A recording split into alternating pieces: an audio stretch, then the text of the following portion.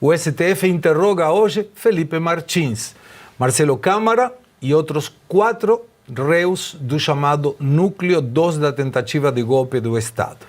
Segundo a PGR, a Procuradoria-Geral da República, o grupo dava suporte operacional às ações para sustentar a permanência ilegítima, segundo mencionam, e abro aspas, sustentar a permanência ilegítima do ex-presidente Jair Bolsonaro no poder depois das derrotas nas urnas em 2022.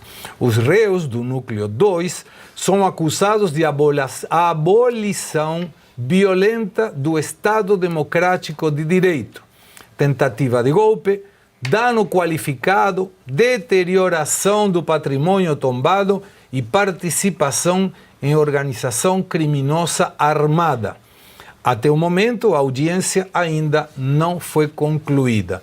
E eu gostaria de observar, eu li muito sobre golpe de Estado. Em algum momento, a minha editorial, que fazemos no final do programa, será especificamente sobre isso. Mas o primeiro golpe de Estado foi em 509 a.C. Júlio Brutus, que deroga a conformação do governo de Roma na época e instrumenta a Primeira República. 509 a.C. Dessa data até agora, foram mais de 2.000 entre tentativas e golpes efetivos. E essas tentativas e golpes efetivos tinham pelo menos 3 características. A primeira característica, armas. Armas, tinha que ter armas. Eu não posso ir com um chapéu e dizer, me entrega o poder aí. Se não tem armas, não é a conformação de um poder, precisamente porque o Estado tem um monopólio da violência através de armas de uso legal. A segunda característica era predominantemente homens jovens, que são os que iam na luta. E a terceira e mais importante, um líder a quem, teoricamente, se o golpe de Estado for bem sucedido, aquela pessoa que era derrocada falava, ok, eu entrego o cargo para quem? Se nesse dia 8 de janeiro tivesse um golpe de Estado, estava faltando armas. Estavam sobrando mulheres e crianças. E idosos. Idosos. E estava faltando um líder. Vamos supor, dava sucesso, tinha sucesso o golpe de Estado. E aí o presidente Lula, que não estava nesse lugar, dizia, ok, eu me rendo, entrego para quem? E todo mundo começaria a se olhar, disse, não sei, a gente não veio aqui para derrocar ninguém, estavam manifestando. Quando foi questionada a questão do grupo criminoso, organização criminosa armada, do sustento de um dos ministros, se não lembro mal, foi Flávio Dino, ele mencionou que era porque as forças de segurança que aí estavam armadas. Então, que poderiam ser utilizadas as armas deles pelos vândalos. Então, é um golpe de Estado, uma tentativa de golpe de Estado muito tupiniquim. Porque não tem líder, não tem armas e a preponderância de homens jovens não aplicava. Tinha até vendedor de pipoca, vendedor de algodão doce, vendedor de água, de picolé. Eu vi cadeiras de praia e muitas crianças. Então, abro contigo, Marcelo Suano. O que você acha de tudo isso? Bom, primeiro, vamos lá. É muito bem configurado que não há uma tentativa de golpe de Estado, exatamente pelos elementos que você apresentou. Quando fala que não tem armas, não tinha armas mesmo, não tinha ali. Era a sociedade se manifestando angustiada. E a questão do líder, para mim, é bem interessante. Líder nós tínhamos, porque havia uma personalidade que era aquele indivíduo que conseguia catalisar os sentimentos, as emoções do povo brasileiro. Mas este líder, ele deixou muito claro que ele não queria fazer nada ilegal. E no momento em que ele sentou para discutir, ele sentou para conversar sobre o que pode ser feito dentro da Constituição para a instauração de um estado de exceção que não era para evitar o outro de assumir, é para garantir o equilíbrio e a paz no processo. Isso, segundo foi apresentado pela mídia, com todos os documentos, todos os argumentos e todos os testemunhos, era exatamente isso que se queria, exceto, claro, um suposto testemunho de um indivíduo que foi sob tortura psicológica, fez 9 depoimentos, 9 delações premiadas e todas elas incoerentes, uma relação de uma com a outra. que é o que está se baseando, e num papel que nunca foi entregue definitivamente, que supostamente seria uma minuta de um golpe de Estado, exigido pelo desembargador Sebastião Coelho que apresentasse ali nos autos e que não foi apresentado. Claro. Tá? Então, quando a gente observa, primeiro, golpe de Estado, não houve tentativa de golpe. Não houve. O que havia era uma indignação. E é um dado que eu acho bem interessante, a sutileza, talvez com o objetivo de tentar descaracterizar o direito do povo de questionar tudo. A democracia, ela se configura no direito de questionamento por parte do povo. Que ele diz assim, assumir de maneira ilegítima, ou manter-se de maneira ilegítima. Mas espera aí, se ele está dizendo que é um golpe de Estado, então não é ilegítimo, é ilegal. Perfeito. Não teria que estar falando de legítimo. Mas por que ele fala isso? Que ele está tentando dizer que o povo queria o outro. Não, o povo não queria o outro. O povo estava dividido e até hoje a gente não sabe qual é o grau real dessa divisão. Metade não queria e a outra metade talvez quisesse. Eu vou colocar talvez quisesse, porque tem inclusive um grande terço, metade do que sobrado, mas tinha um terço que não se manifestou.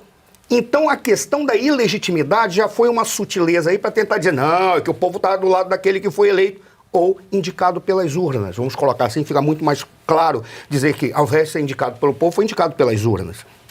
E isso caracterizaria a legitimidade da assunção ao poder desse senhor. O que não tem nada a ver. Se ele está sendo acusado de golpe de Estado ou tentativa de golpe de Estado, aí não é questão de legitimidade. É uma questão de legalidade. O problema é que eles não conseguem provar essa legalidade. Matou a charada? Como eles não conseguem provar em hipótese alguma a ilegalidade dos atos, porque o Bolsonaro disse hoje dentro da Constituição, eu reuni todos porque estava uma confusão geral e o povo estava insatisfeito com o que ele estava vendo por causa de todas as falhas no processo eleitoral. Ministro, eu não estou falando de urna, tá? A sua urna é linda, como todos nós sabemos. Ninguém vai questionar a urna. Mas o processo eleitoral foi todo ele imaculado. E era isso que estava angustiando o povo. O que ficou claro para nós? Quando o presidente ele se reúne com as demais autoridades, ele se reuniu para verificar como arranjar uma forma de preservar o equilíbrio para evitar que tivesse quebra-quebra. É o que me parece, eu posso estar enganado, mas diante de tudo aquilo que foi divulgado, a única certeza que eu tenho é que o Bolsonaro deixou muito claro, vamos suportar esse processo, é um processo transitório e vamos manter a nossa posição, porque isso será dentro das 4 linhas da Constituição e dentro do regime democrático, com o Estado Democrático de Direito. Ou seja, a única pessoa que trabalhou com a ideia de Estado Democrático de Direito foi o presidente Bolsonaro, os demais não. Não estou falando dos demais, daqueles que se contrapõem a ele. Então, quando a gente olha e vê aquelas manifestações que estavam ali, com todo respeito, ele não pode falar de ilegalidade, porque, com todo respeito, não sou jurista. Mas eu não me incomodo de eu não ser jurista. Ou melhor, não é que eu me incomodo de não ter a desenvoltura jurídica, porque eu não sou jurista. O que me incomoda é eles não terem a desenvoltura jurídica, porque eles são juristas. Eles têm a obrigação de saber, mas eu não sou jurista. Mas pelo que está totalmente apresentado aí, as ilegalidades não estão por parte nem do presidente, nem do governo anterior e nem da sociedade que estava se manifestando livremente num país que tem o Estado Democrático de Direito. As ilegalidades são todas vindas daquele órgão que não deveria admitir ilegalidade, no mínimo para si próprios. Mas hoje está sendo uma utopia, né? Acaba de falar, entre a sua declaração, Felipe Martins, indicando, me considero um preso político. Ana Paula Rocha, é um preso político? É um preso político. Eu estou lendo aqui justamente, né, que nós recebemos agora, porque ele acabou de falar lá no depoimento, e ele fala várias coisas importantes. Ele fala isso, que ele se considera um preso político. Ele fala a respeito do uso das suas redes sociais no período anterior às eleições, que a polícia afirma que ele fazia 30 posts por dia, em média, enquanto esteve no governo, sendo que ele diz que ele só usou as redes, ao fim das suas atribuições, ele apenas usou redes sociais para fins pessoais. E que as redes sociais estão abertas para serem analisadas, que ele em momento nenhum impediu isso.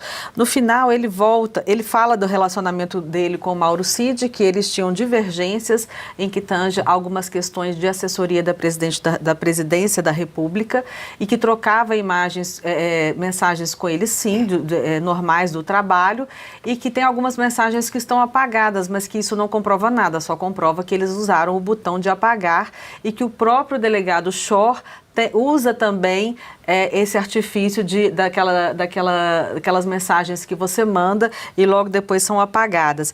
E ele finaliza dizendo o seguinte, que a prisão dele se deu com base, abre aspas, se deu com base numa viagem que eu não fiz.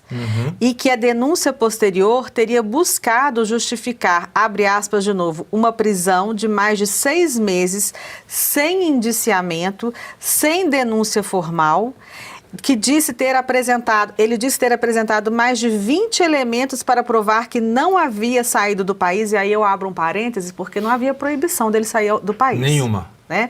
Ok, mas ele apresentou mais de 20 elementos dizendo que ele não saiu do país, enquanto a Polícia Federal sustentaria que ele tinha poucas roupas em casa. Esse era o argumento.